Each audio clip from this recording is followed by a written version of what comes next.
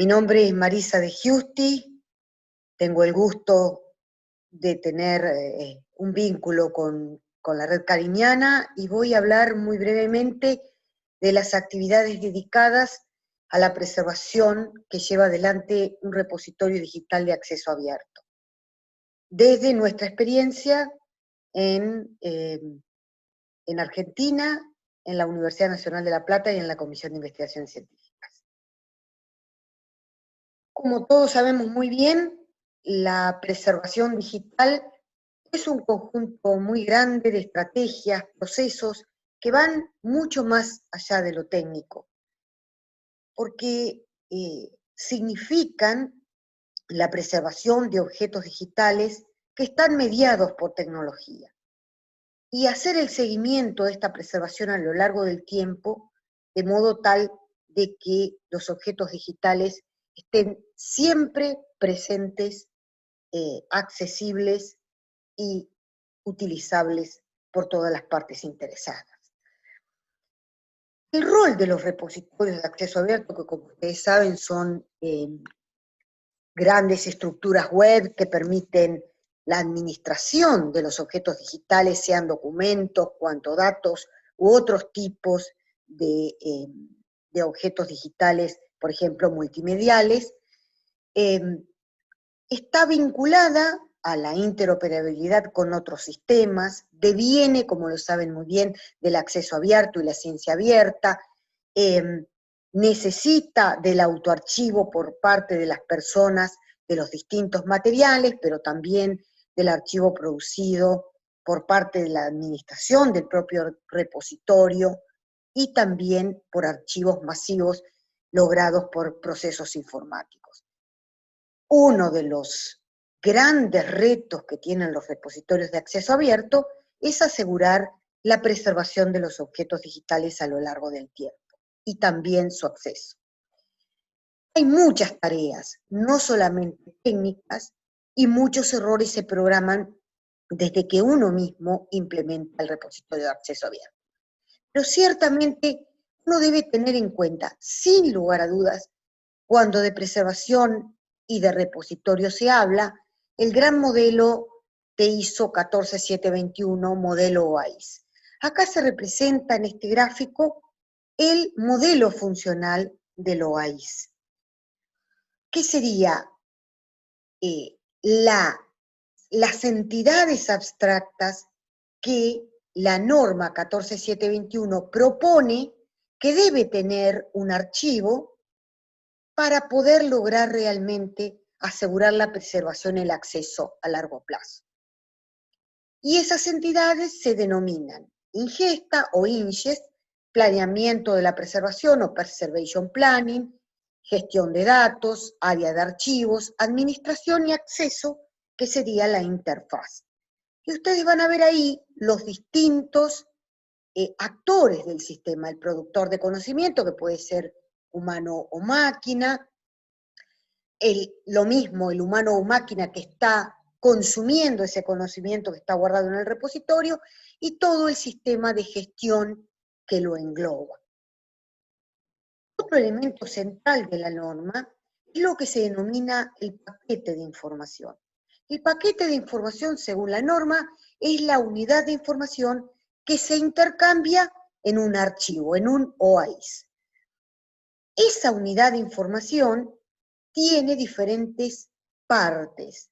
O sea, una parte es información de contenido que tiene mucho que ver o que está, digamos, vinculada directamente o que es el objeto de datos y su representación, e información de preservación que acompaña a ese paquete o que integra ese paquete de información.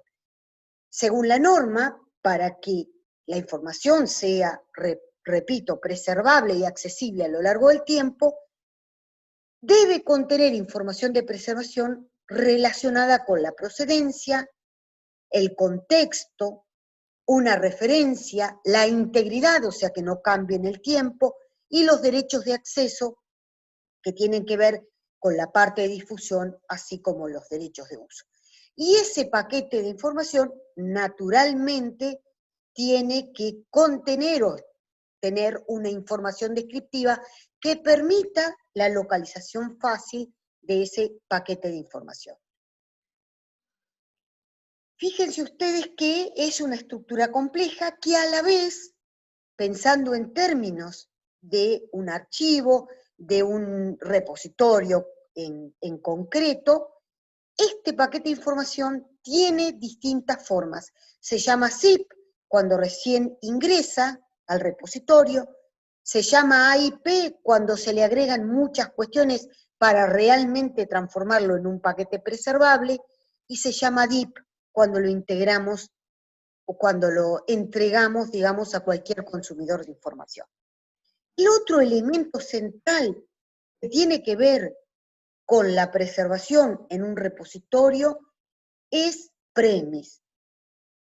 Un repositorio siempre debe tener en cuenta el diccionario de datos premise, que es la traslación, diría yo, por decirlo de una manera sencilla, del modelo abstracto que muestra OAIS a unidades semánticas implementables bajo la forma de un esquema de metadatos específico para preservación. Lo que nos dice premise a nosotros es qué tipo de información debemos asociar al objeto digital para asegurar su preservación y cómo la debemos asociar en ese modelo de datos que incluye las entidades intelectuales sobre las cuales no habla el diccionario de datos porque se supone que la vamos a agregar a través de metadatos descriptivos, pero sí habla de objetos, declaraciones de derechos, agentes y eventos, que serían las 4 entidades de las cuales el modelo de datos premise nos da cómo sería la sintaxis para realmente hacer o asociar un buen tipo de información a cada objeto digital.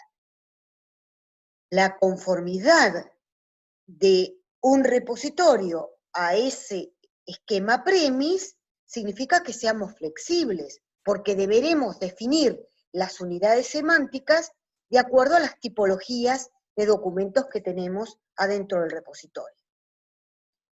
Pero hay un mínimo de información que debe acompañar al objeto digital que está guardando en el repositorio. Aquí vemos, por ejemplo, cómo la Biblioteca Nacional de España nos muestra que debería ser la información de un agente, es decir, de alguien que realiza operaciones sobre un objeto digital. Lo que estamos seguros es que, por un lado, ambos modelos, me refiero a OAIS o OAIS cuanto a premise, dicen que es necesario registrar una serie de datos mínimos que permiten seguir un objeto digital a lo largo de todo el ciclo de vida en un repositorio. Y a la vez, en ambos modelos, hay 2 puntos centrales. Por un lado, el tipo de información que ingresamos, el tipo de zip que ingresamos al repositorio, y el tipo de procesos que realizamos adentro para asegurar que la IP, o sea, el paquete de información preservable según la norma, según el OAIS, según la 14721, es, digamos, el tipo de operaciones que realizamos, es lo que nos va a permitir generar un paquete IP que sea realmente un paquete preservable. ¿A qué principios se deben ajustar los metadatos? Deben seguir normativas propias de la comunidad designada que está atendiendo a ese repositorio para el tratamiento de los materiales, para su descripción. Por supuesto que los metadatos deben ser interoperables. Sabemos que los repositorios no pueden estar aislados en el mundo. Debe haber control de autoridades, normas específicas, descripciones de contenido, pero no solamente el contenido, sino de esos objetos y las relaciones de esos objetos. A la vez, de algún modo, podemos agrupar estas tareas que realiza el repositorio. Sí, digamos, hay tareas que el repositorio digital, en lo relativo a la preservación, realiza de manera estable. cataloga materiales devenidos de distintos procesos, autoarchivo o ingesta por parte de la administración o ingesta masiva en distintos formatos de ingesta, agrega identificadores persistentes, la norma lo pide cuando define el paquete de información, cuando se digitalizan materiales que generan nuevos objetos digitales también se atiende a normas, se agregan licencias de difusión y de uso con limitaciones, y ya vamos a ver por qué, pero adelanto, porque en realidad ponemos metadatos, se hacen copias de seguridad, a veces, en algunos casos se perfilan con paquetes como Droid, con herramientas como Droid, los archivos de un repositorio, se actualizan versiones, formatos, se transforman, se hace chequeo de integridad tanto en el ingreso de los objetos digitales como periódicamente, y tareas específicas de preservación como por ejemplo migraciones. Y también se hacen backup. Pero que hay que pensar, cuando uno habla de preservación digital, con qué frecuencia y en qué lugares se realizan esos backups y si eso alcanza y es suficiente. También tenemos que pensar que el repositorio realiza tareas de interoperabilidad, porque trabaja con redes de repositorios, con otros sitios web institucionales con los cuales debe intercambiar de manera transparente, porque el repositorio debe permitir que accedan los motores de búsqueda, etcétera, etcétera. ¿Sí? Bueno, ¿qué pensamos que deberíamos agregar en un paquete de información de ingreso o de ingesta de un repositorio? Disponer o tener metadatos de preservación para poder realmente asegurar el seguimiento durante el ciclo de vida, como por ejemplo quiénes trabajaron ese paquete, quiénes lo ingestaron, digamos, quiénes serían los agentes esos, o de dónde provino el paquete. Registrar metadatos descriptivos de las unidades intelectuales, con esto no hay problemas. Registrar metadatos técnicos, esto está muy en pañales, tipologías, formatos, versiones con las que se armó ese objeto digital, el agente que lo ha creado, que también eso tenemos que ver, cómo se describe un agente realmente en un repositorio real y lo que necesitaríamos para estar de acuerdo a una descripción como nos propone el diccionario de datos TEMIS. Agregar metadatos descriptivos, no se agregan en este momento muchos. Si se tratara de una imagen tendríamos que agregar, por ejemplo, resolución, profundidad de bit, formatos de compresión, etcétera, etcétera. Ustedes después podrán ver en detalle las imágenes que yo he incorporado de un zip, por ejemplo, o sea, de un paquete que se ingresa por autoarchivo en un repositorio como el CDC. Pero básicamente ustedes van a ver que lo que se agregan son determinados metadatos descriptivos vinculados al objeto digital, tales como el autor, el título, etcétera, etcétera. Y luego se agrega el objeto digital en sí mismo, por supuesto, se eligen determinadas cuestiones para generar una licencia de uso y se envía ese archivo. Desde el punto de vista de la administración, los administradores de un repositorio agregan otro conjunto de metadatos, se configura la licencia. Desde el punto de vista de la preservación digital, algo importante es que se transforma a un formato preservable, por ejemplo, PDFA. También, digamos, lo que se hace es se agrega un identificador persistente a ese objeto digital y, por supuesto, digamos, se chequea la integridad del archivo.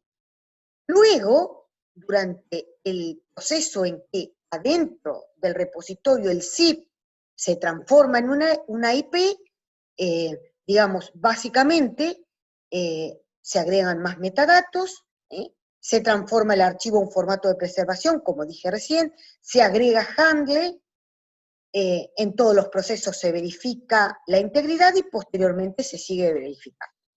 Hay herramientas también que nos permiten generar zips. ¿Qué plus pueden tener en términos de preservación. Por ejemplo, si uno piensa en una herramienta como la Pre-Ingest Tool de OPF, esta sirve para armar un zip, produce un documento de metadatos METS que incluyen, por ejemplo, agente y eventos, contiene una herramienta que identifica los archivos y reconoce los metadatos y los verifica, pero es bastante difícil de usar. Tendrían ustedes que ver, es bastante difícil este tema.